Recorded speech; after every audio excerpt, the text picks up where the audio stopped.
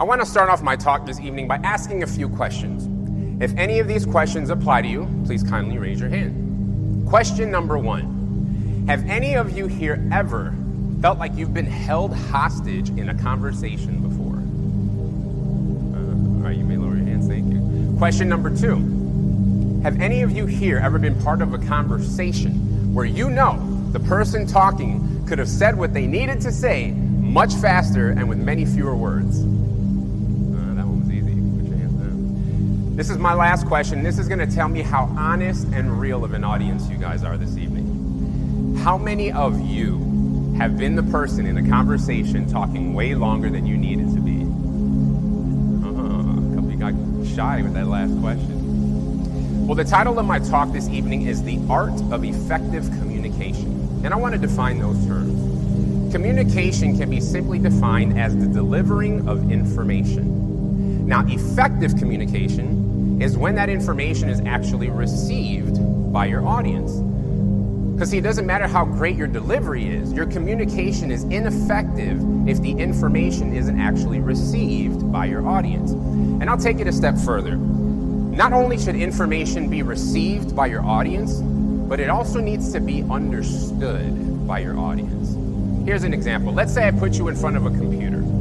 On that computer screen is a bunch of computer programming. If you're not a computer programmer, that information makes no sense to you. So although the information has been delivered, without understanding the information in front of you, that information is useless. And I want to take it a step further.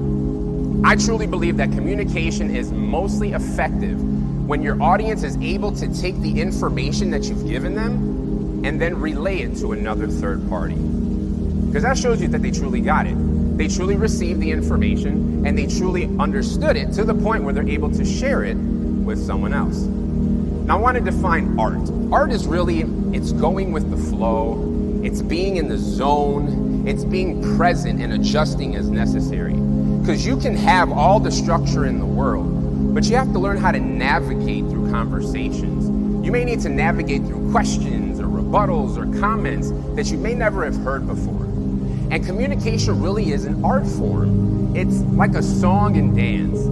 Communication kind of reminds me of painting a painting. Let's say your original idea was to make a left stroke with the color orange.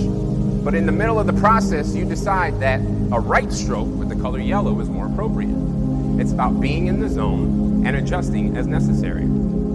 So why should we even care about effective communication? Well, we should care about effective communication because these are some of the results of ineffective communication. Number 1 on the list is wasted time. We waste so much time due to ineffective communication, and I highly doubt anyone here wants to waste their time on purpose. Secondly, we also waste emotions. Because see, along with wasted time, conversations drag on much longer than they need to. And with that, our emotions drag on much longer than they need to. See, ineffective communication also leads to misunderstandings.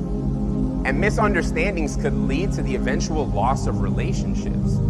Has anyone ever lost a relationship due to a misunderstanding? So you see the need for effective communication. Now, I'm not here to proselytize. But outside of this forum, I share my Christian faith a lot. And over the years in doing so, I've literally had thousands of conversations with thousands of different people. And these people are from every background and walk of life you can imagine. And you know what I've learned from that experience? No two conversations are ever the same. And that's because no two people are ever the same. Now, there may be similarities, but you will never find a carbon copy conversation.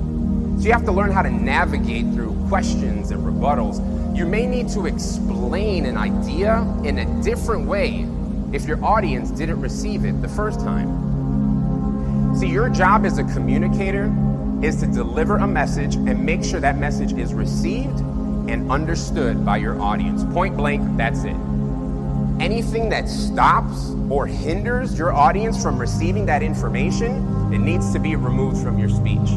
And this includes removing things like extra words, extra stories, and even extra emotions. See, one of the biggest hindrances to effective communication is talking for way longer than we need to. And this is not only because we're dealing with people's short attention spans, but when you talk longer than necessary, you become an emotional burden. Have you ever felt drained after having a conversation with someone? No, that's no one here, right? I'm talking to a different audience.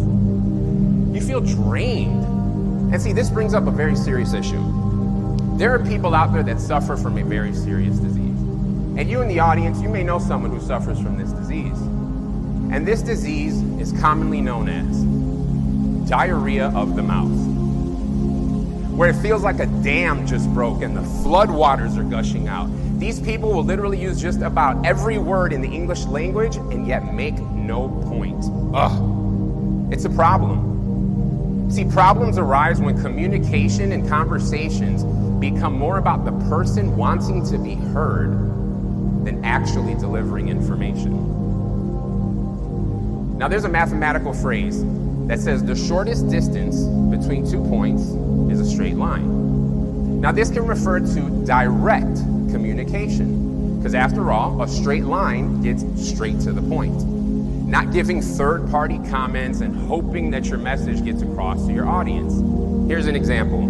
Let's say you're angry at someone. Instead of directly telling them that you're angry, instead of directly telling them why you're angry, and potentially sitting down and coming to a peaceful resolution, you may give them the cold shoulder.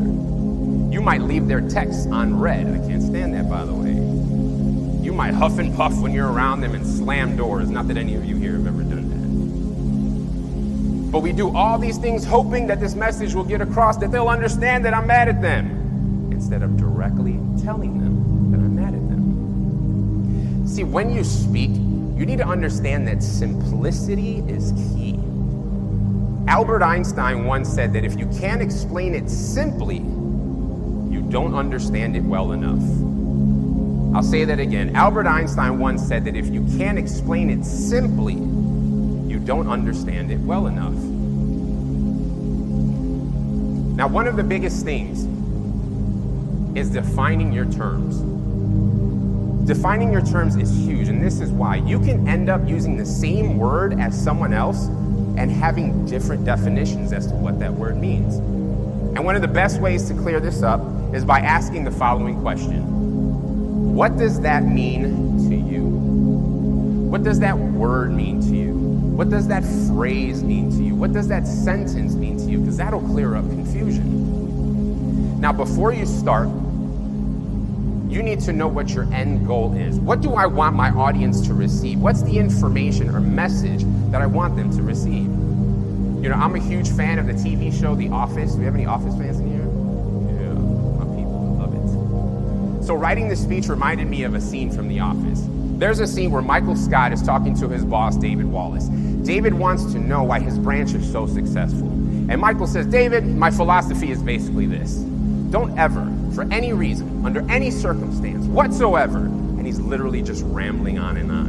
And later on, he goes to be interviewed by the camera, and he says, sometimes I'll start a sentence, and I don't even know where it's going. I just hope I find it along the way. Now, that's funny on TV. Not so much when we're dealing with people one-on-one in the real world.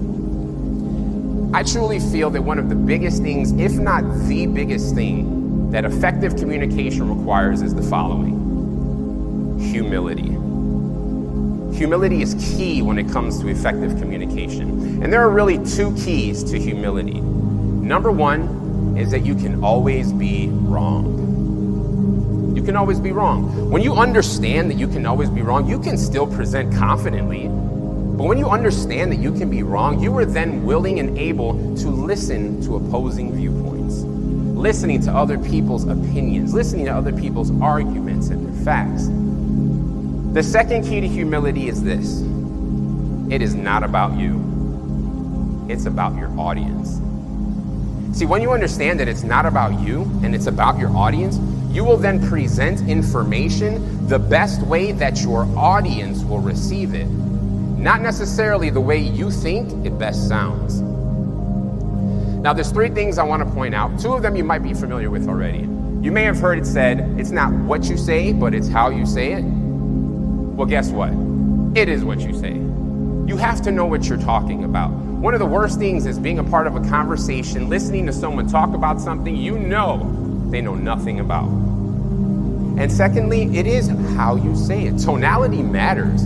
You know, if you're speaking to someone with a harsh or abrasive tone, if you're angry or condescending towards them, or any number of negative tones, that will hinder your audience from receiving your message. And I want to add a third layer to this, because it's not just what is said or how it's said, but the third layer is this. Is what's being said coming from a trustworthy source?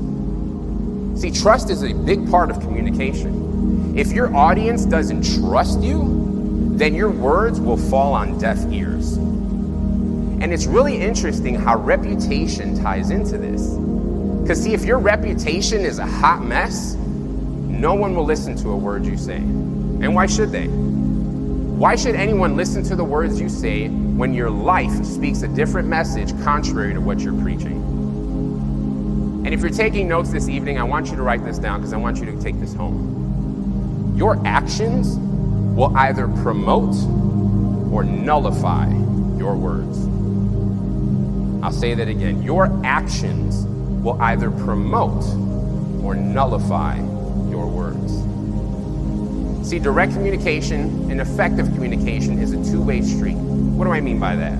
That means that if you're not the one speaking and communicating, you should be actively listening. You shouldn't focus on more than one thing at a time, and you should give your focus, your attention, and your respect to the speaker the same way you would want it if you were the one speaking. See, effective communication saves time, it saves emotions, and it can quite possibly save relationships.